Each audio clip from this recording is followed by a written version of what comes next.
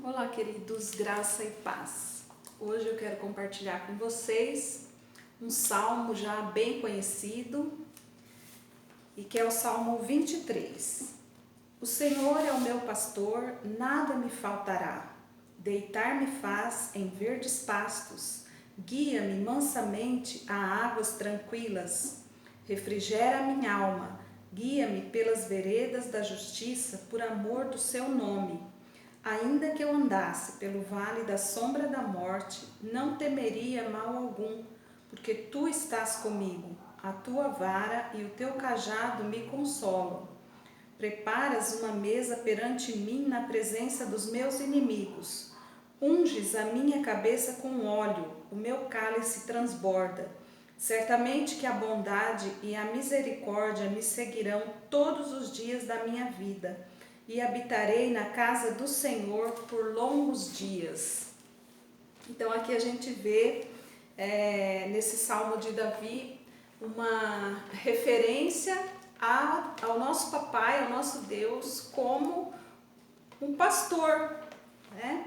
Lá também no Evangelho de João, capítulo 10, lá nos versículos, a partir do versículo 27, Jesus também diz aqui, as minhas ovelhas ouvem a minha voz, e eu conheço-as e elas me seguem.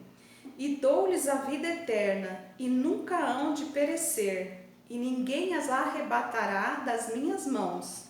Meu Pai, que mais deu, é maior do que todos, e ninguém pode arrebatá-las das mãos de meu Pai. Eu e o Pai somos um. Então, até aí.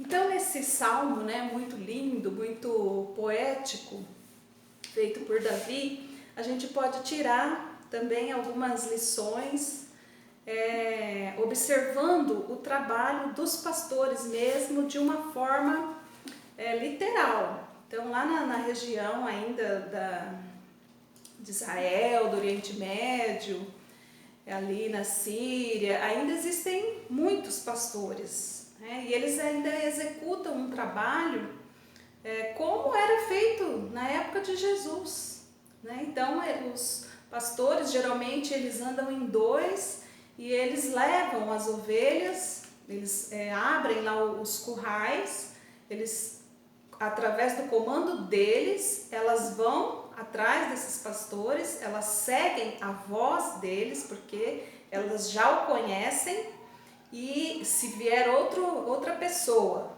com voz diferente, elas não vão seguir, elas só seguem a voz daquele pastor ou daqueles dois pastores que elas conhecem. Por isso que eles estão sempre andando em dois, porque se ocorrer de um faltar, elas vão seguir a voz do outro, que também é conhecida.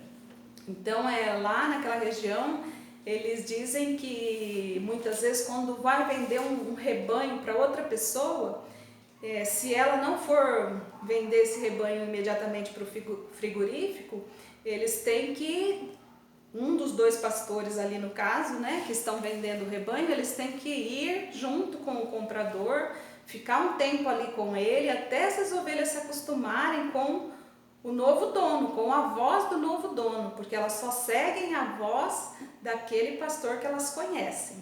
Então, é assim como nós temos que seguir a voz do nosso pastor, do nosso bom pastor, como diz aqui no Evangelho de João. Outra curiosidade que tem a respeito então desse pastoreio, dessa atividade que ainda existe, lá naquela região, é que entre o curral e o oásis, as ovelhas têm que atravessar o deserto. Então os pastores vão de manhãzinha, antes do sol começar a ficar escaldante, porque você sabe que durante o dia no deserto as temperaturas são elevadíssimas, mas à noite elas caem absurdamente. Então, antes de começar aquele calor insuportável, eles vão lá, os pastores, chamam suas ovelhas, então elas começam a segui-los até chegar lá no oásis. Mas entre o curral e o oásis, elas têm que passar pelo deserto, né? Uma ovelha necessita viver junto a outras, então elas têm uma natureza coletiva. Uma ovelha, ela não consegue viver sozinha, então ela precisa das companheiras, ela precisa de outras ovelhas, ela precisa viver ali em comunidade. As ovelhas têm dificuldade de aceitar a mudança de pastor, como eu já disse no início, né? Elas ficam, então se houver essa mudança e se um dos pastores que era o antigo comprador, se ele vendê-las e ele não acompanhar ali por um tempo, elas não vão reconhecer a voz do novo pastor e elas vão começar a ficar deprimidas e podem se recusar a comer, a beber, pode até morrer. Possui um senso de medo de tudo, até do próprio reflexo na água. Então as ovelhas, elas têm tanto medo que elas têm medo até do próprio reflexo delas na água. Olha como que elas são, né, vulneráveis, elas são frágeis. Por isso o pastor as leva às águas tranquilas. Então, assim como o nosso bom pastor nos leva às águas tranquilas, como diz o Salmo 23, então aqui também, né, essa analogia no sentido literal, os pastores também precisam levar essas ovelhas até as águas tranquilas, porque se elas chegarem próximo ali no oásis e tiver uma cachoeirinha, barulho de água, assim, um barulho que as perturbe, elas não vão conseguir chegar perto para tomar água. Elas ficam ali querendo, morrendo de sede, mas não conseguem ir. Então o que ele faz? Ele vai conduzindo essas ovelhas até o lugar mais manso, de águas tranquilas. Ali então elas podem beber porque elas se sentem seguras. Cristo é o nosso bom pastor, que deu a vida por suas ovelhas. Isso também está no Evangelho de João 10, 11. E aqui no Salmo diz: ainda que eu ande pelo vale da sombra da morte, não temerei. As ovelhas precisam passar por lugares perigosos. O bom pastor canta ou toca, e elas se põem em filas, assim conseguem atravessar os abismos. Então, assim como nós precisamos muitas vezes, né, na nossa jornada, passar pelo caminho da sombra da morte, que são os perigos que a gente passa nessa vida, né, as dores, as tristezas, as angústias. Então, nesse momento, o bom pastor, ele sabe que as ovelhas sozinhas, elas não vão conseguir passar.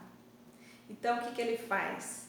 Ele vai tocar um instrumento musical ou ele vai cantar, e assim elas vão sendo conduzidas, sem perceber, elas conseguem atravessar ali por regiões de abismo.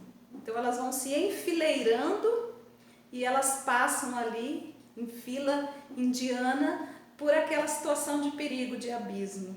Assim também ocorre conosco, né, queridos? Nas piores situações da nossa vida, quem está ali nos conduzindo, nos carregando, nos orientando é o nosso bom pastor. Cristo, o nosso bom pastor, disse: as minhas ovelhas ouvem a minha voz e me seguem. Então, nós temos que seguir o nosso bom pastor em todas as situações, né? Sejam situações terríveis e também nas situações alegres, nas situações festivas. Nós não podemos esquecer que o nosso bom pastor está sempre conosco, sempre ali ao nosso lado, sempre nos amparando, sempre nos guiando, sempre nos orientando. Glórias ao nosso bom pastor. Quando uma ovelha cai, o pastor usa seu cajado. Então, nós como ovelhinhas, às vezes a gente dá umas escorregadas, né? Então, nesse momento, literalmente falando, quando as ovelhas lá do rebanho, quando elas caem, o pastor vai usar o cajado. E o cajado do pastor, ele tem 3 utilidades.